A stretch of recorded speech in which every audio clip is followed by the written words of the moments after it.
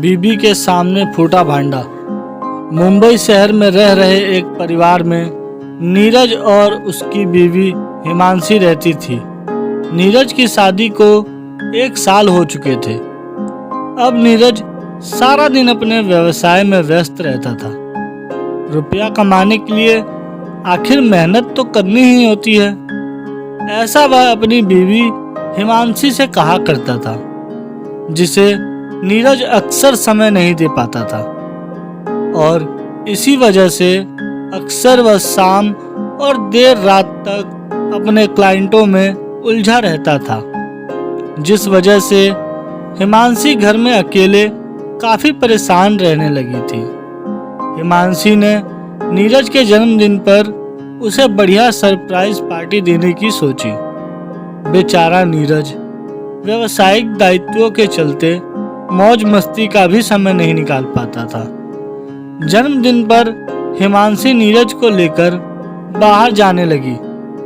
नीरज हिमांशी से पूछता ही रह गया कि हम कहाँ जा रहे हैं पार्टी के लिए, मगर उसकी बीवी ने अंत तक नहीं बताया जब तक कि वे पार्टी स्थल पर पहुंच नहीं गए। उसकी बीवी ने एक बढ़िया आलीशान स्ट्रिपटीज डांस बार में उसके लिए पार्टी का आयोजन किया था।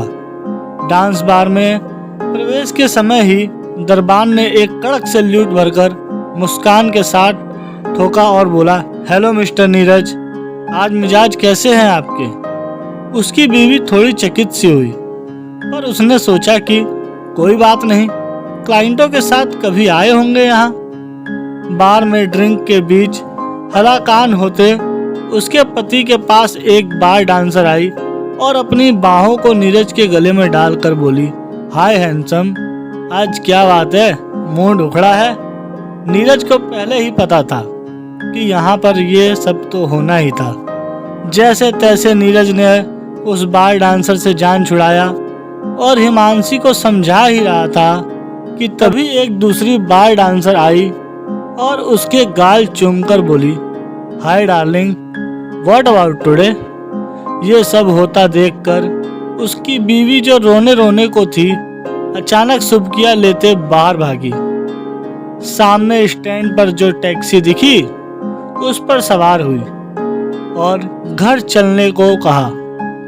पीछे से नीरज भी दौड़ता हुआ आया और बगल में बैठकर कई बहाने बनाकर उसे समझाने का प्रयत्न करने लगा, परंतु उसकी बीवी का रोना रुक ही नहीं रहा था। इतने में टैक्सी ड्राइवर बोला, ऐसा लगता है मिस्टर नीरज, आज आपका पाला किसी मूढ़ी लड़की से पड़ गया है।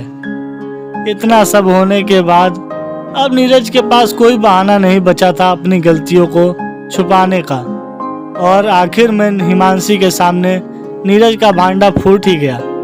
धन्यवाद। अगर कहानी अच्छी लगी हो तो कमेंट करके ज़रूर बताएं और वीडियो को ज़्यादा से ज़्यादा शेयर करें और ऐसी ही वीडियो देखने के लिए चैनल को सब्सक्राइब करें।